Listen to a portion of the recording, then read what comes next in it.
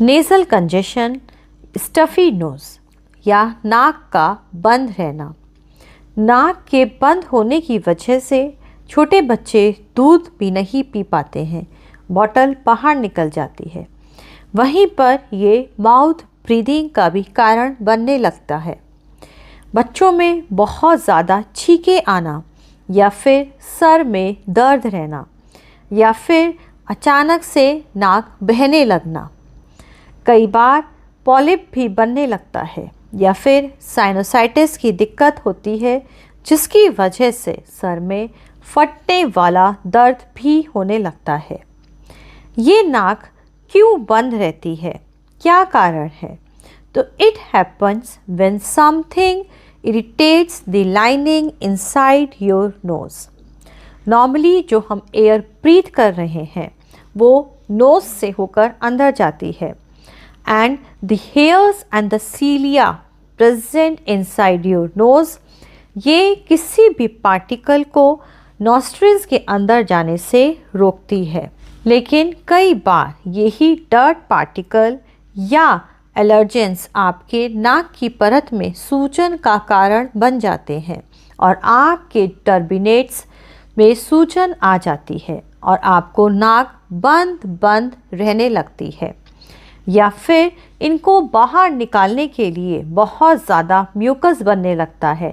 नाक में बहुत ज़्यादा म्यूकस बनता है, जिसकी वजह से भी आपको नाक बंद बंद लगती है। It can be either due to allergic rhinitis, जिसमें आपको प्लांट्स, ट्रीज़ या पोलन से या डस्ट से, माइट से आपको एलर्जी है, which can be present in the carpets में भी हो सकते हैं या फर्नीचर में भी हो सकते हैं। या फिर नॉन एलर्जिक राइनाइटिस, कई बार आप बहुत ज़्यादा स्ट्रेस में रहते हैं तब भी आपकी नाक बंद रहने लगती है, या आपको कॉमन कोल्ड की वजह से भी आपकी नाक बंद बंद रहने लगती है। या फिर आपको साइनोसाइटिस की दिक्कत है, आपके साइनस में हमेशा सूजन रहती है, कफ बना रहता है, जिसकी वजह से भी आपको नाक बंद बंद लगती है। पॉलिप की वजह से या फिर exposure to smoke, paint, fumes, आप धुएं से या पेंट से, या फिर आपको प्रेगनेंसी में या प्यूबर्टी में हार्मोनल चेंजेस की वजह से आप कोई मेडिकेशन ले रहे हैं, जैसे बीपी की या पेन किलर की, इसकी वजह से भी आपको नाक बंद बंद लगने लगती है। बच्चों में एडिनॉइड्स के बड़े होने की वजह से भी उनकी नाक बंद बंद लगती है। Now what are the homeopathic medicines for this nasal congestion और स्टफ़ी नोज़? यदि आपकी नाक बंद रहती है, आपको एलर्जी की वजह से या किसी स्मोक की वजह से आपकी नाक हमेशा बंद रहती है, आपको छींकें आती हैं, सर में दर्द रहता है या फिर नाक बहने लगती है, आप कौन सी होम्योपैथिक दवाई लेंगे? मैं आपको 5 होम्योपैथिक दवाइयों के नाम बताऊंगी, जिनको हम नेज़ल कंजेशन, यदि आपकी नाक बंद है तो ये दवाइयाँ बहुत ही अच्छी हैं नेज़ल कंजेशन में। First homeopathic medicine is nux vomica.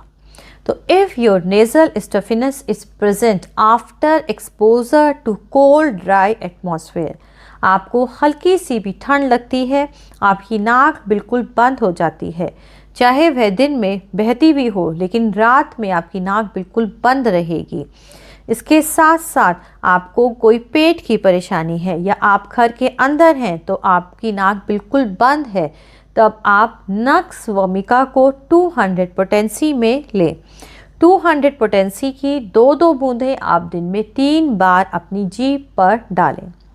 दूसरी होम्योपैथिक दवाई नेज़ल कंजेशन के लिए है काली बाइक्रोम।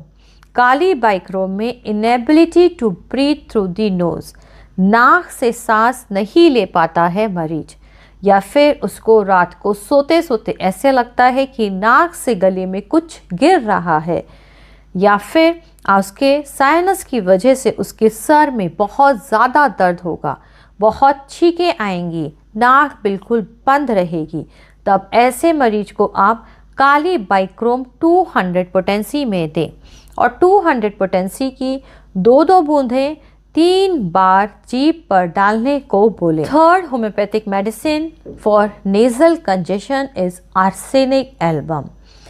आर्सेनिक एल्बम भी नाक बंद होने की एक बहुत अच्छी दवाई है। आपको किसी भी चीज़ से एलर्जी है, आपको बहुत ज़्यादा छींकें आती हैं, प्यास थोड़ी थोड़ी लगती है, थोड़ा थोड़ा पानी आप पीते हैं, या फिर नाक बहने लगती है, तब आप आर्सेनिक एल्बम को 200 पोटेंसी में लें और इसको भी आप 2-2 बूंदें 3 बार अपनी जीभ पर डालें। तो तीसरी दवाई है आर्सेनिक एल्बम। चौथी होम्योपैथिक दवाई for nasal congestion is ammonium carb. Ammonium carb में भी नाक से सांस लेने में बहुत दिक्कत होती है। मरीज रात को सोता है तो उसको मुंह से सांस लेना पड़ता है, नाक बिल्कुल बंद रहती है, या फिर यदि पुराना जुकाम भी है तो भी आप जिसकी वजह से मरीज की नाक बंद है तो आप अमोनियम कार्ब को 200 पोटेंसी में दें। अमोनियम कार्ब में नाक से कभी कभी खून भी आ जाता है। पुराने जुकाम होने की वजह से आप नाक को ब्लो करते हैं तो नाक में से खून भी आ सकता है। तो आप अमोनियम कार्ब को 200 पोटेंसी में 2-2 बूंदें 3 बार अपनी जीभ पर डालने को कहें। Fifth homeopathic medicine is lemna minor.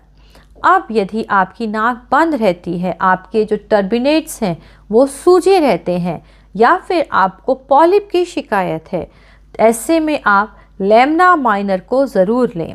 लैम्ना minor को आप टिंचर में लें, क्यू में। इसकी 10-10 बूंदें आप थोड़े से पानी में डालें और 3 बार लें। लैम्ना माइनर क्यू को आप दिन में 3 बार लें। इसके साथ साथ यदि आपको एलर्जी है या आपकी नाक बंद रहती है या आपको बार बार जुकाम हो जाता है, कॉमन कोल्ड की शिकायत है, आप ट्यूबरकुलिनम और बेसिलिनम ये दोनों ही दवाइयों को आप हर हफ्ते रिपीट करें। ट्यूबरकुलिनम को भी आप 1 mg पोटेंसी में लें और बेसिलिनम को भी आप 1 mg पोटेंसी में लें। ट्यूबरकुलिनम 1 mg पोटेंसी की 3 डोज यदि आप सुबह ले रहे हैं तो आप रात को बेसिलिनम 1 mg की भी 3 डोज लें और अगले दिन से आप अपनी नॉर्मल दवाइयाँ लें। इन दोनों दवाइयों को आप हर हफ्ते रिपीट करें। अब कई बार छोटे बच्चों में, इन्फेंट्स में नाक बंद होने की वजह से वो दूध नहीं पी पाते हैं या दूध की बोतल एकदम से बाहर निकल जाती है नेज़ल स्टफीनेस की वजह से, तो आप कौन सी दवाई देंगे? ऐसे बच्चों को आप सैम्बुकस नाइग्रा की 1 बूंद आप उनके थोड़े से दूध में मिलाकर आप उनको दिन में 3 बार दें। तो यदि इन्फेंट्स में नेज़ल कंजेशन है जिसकी वजह से वो दूध भी नहीं पी पा रहे हैं तो आप सैम्बुकस नाइग्रा 30th पोटेंसी में 1 बूंद 3 बार थोड़े से दूध में मिलाकर बच्चे को दें। यदि आपको नेज़ल कंजेशन है, आपकी नाक हमेशा बंद रहती है, आपको किन बातों का ध्यान रखना चाहिए? तो ये बातें बहुत ही इम्पॉर्टेंट हैं जिनको आपको डेली रूटीन में ज़रूर शामिल करना चाहिए। पहला, आप अपने सर को थोड़ा सा ऊंचा उठाकर सोएं। अपने सर के नीचे एक पिलो लगाएं, उसको ऊंचा करके सोएं। सेकेंड, पानी खूब पिएं, ड्रिंक्स प्लेंटी ऑफ वाटर। पानी खूब पिएंगे तो आप हाइड्रेटेड रहेंगे। थर्ड, स्टीम लें। स्टीम से आपका जो नेज़ल पैसेज है वो खुला रहता है, या यदि आपको साइनोसाइटिस की भी दिक्कत है तो आपका जो म्यूकस है वो पतला करता है, तो रेगुलर आप स्टीम भी लें। फोर्थ, यदि आपकी नाक हमेशा ब्लॉक रहती है, आपको रात को सोने में बहुत दिक्कत हो रही है, तो आप अपने कमरे में ह्यूमिडिफायर को लगाएं। ह्यूमिडिफायर से आपका जो नेज़ल पैसेज है वो ओपन रहेगा। तो इन बातों को आप ज़रूर ध्यान में रखें। दवाइयाँ नियमित रूप से लें। स्वस्थ रहें। मैं अपने नए वीडियो में फिर आपसे मिलूँगी। किसी बीमारी, उसमें दी जाने वाली होम्योपैथिक दवाई किन बातों का आप ध्यान रखेंगे, क्या उस बीमारी के लिए मैनेजमेंट है, यही सब बातें लेके मेरे आज के वीडियो को शेयर ज़रूर करें, लाइक ज़रूर करें और यदि आप चैनल पर नए हैं तो प्लीज़ उसे सब्सक्राइब करें।